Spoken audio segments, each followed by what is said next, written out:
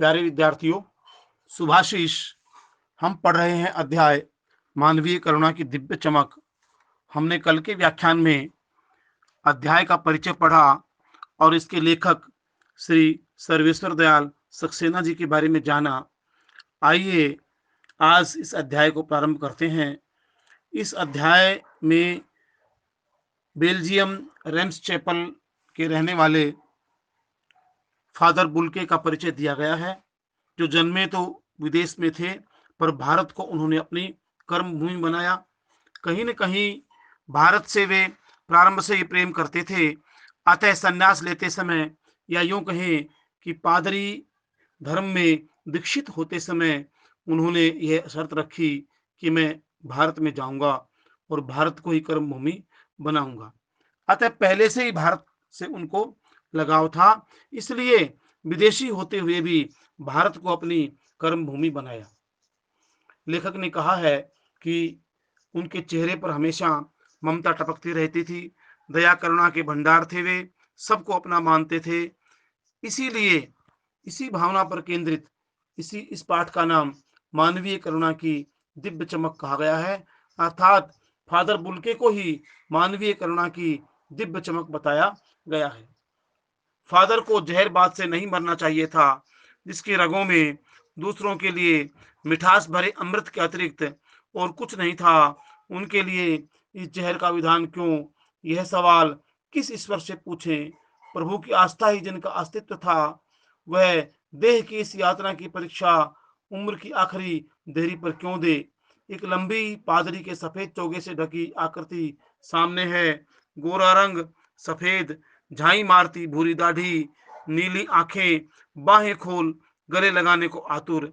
इतनी ममता, इतना अपनत्व इस साधु में अपने हर एक प्रियजन के लिए उमड़ता रहता था। मैं 35 साल से इसका साक्षी था, तब भी जब वह इलाहाबाद में थे और तब भी जब वह दिल्ली आते थे। आज उन बाहों का दबाव अपनी छाती पर महसूस करता हूं। लेखक कहते हैं कि फादर को जहरबाद से नहीं मरना चाहिए था। जहरबाद यहाँ एक जहरीले फोड़े को कहा गया है, जिसे हम आधुनिक भाषा में कैंसर कह सकते हैं, किंतु इस अध्याय में कैंसर जैसा कोई शब्द नहीं है। यहाँ जहरबाद शब्द आया है, अर्थात जहरीला फोड़ा। इसमें शरीर सूज जाता है, अंगुलियां सूज जाती हैं। लेखक कहते हैं कि फादर जैसा करुणावान दयाशील व्यक्ति इस जहरीले फोड़े से क्यों मरा? अर्थात इतने बड़े महामानव के लिए इस प्रकार की दर्दनाक मृत्यु उचित नहीं है।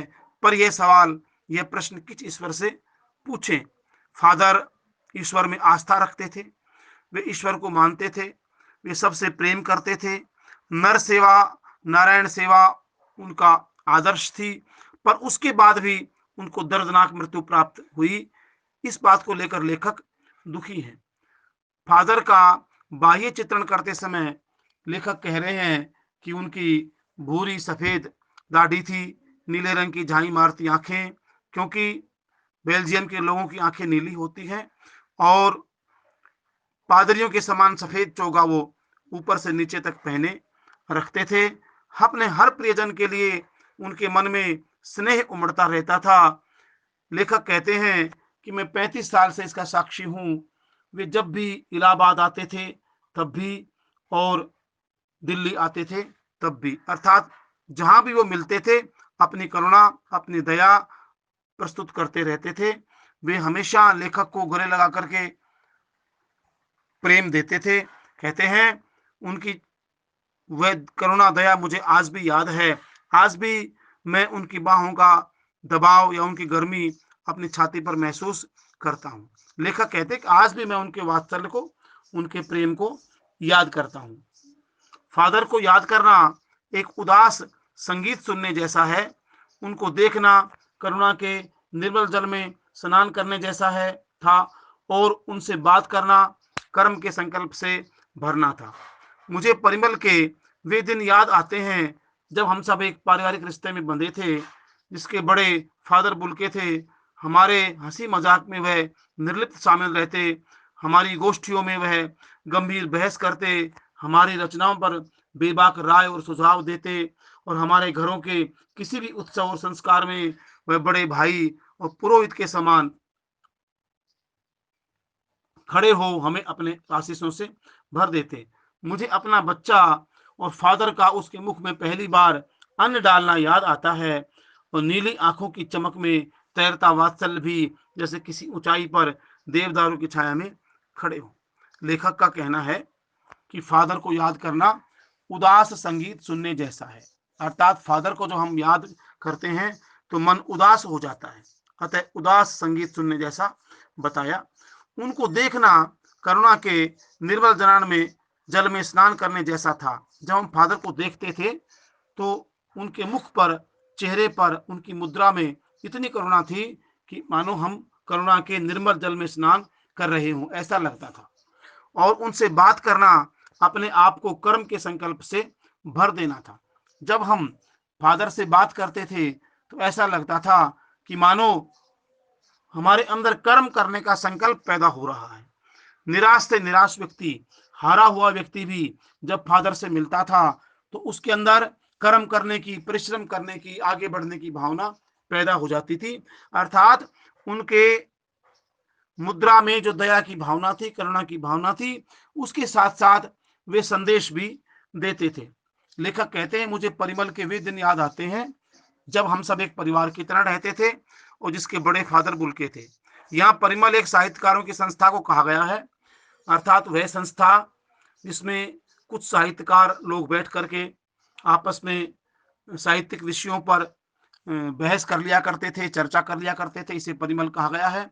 वैसे परिमल एक पत्रिका भी है जिसके संपादक निराला जी थे। यहाँ परिमल वह पत्रिका नहीं है, अपितु परिमल यहाँ साहित्यकारों की संस्था की ओर संकेत किया गया है। लेखक कहते हैं, इस संस्था के सबसे बड़े फादर बुल्के थे। वे बच्चों के समान हंसी मजाक भी करते थे, बूढ़ों के समान, बुजुर्गों के समान गंभीर विषयों पर बहस भी करते थे और हमारी रचनाओं पर बेबाक राय भी दिया करते थे। बिना किसी संकोच के अच्छी बुरी रचनाओं पर विश्लेषण भी कर दिया करते थे।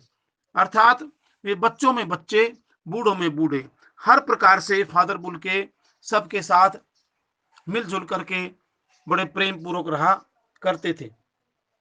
कहते हैं कि जब कोई उत्सव संस्कार होता था तो बड़े भाई या पुरोहित के समान वो खड़े होकर के आशीर्वाद भी दिया करते थे।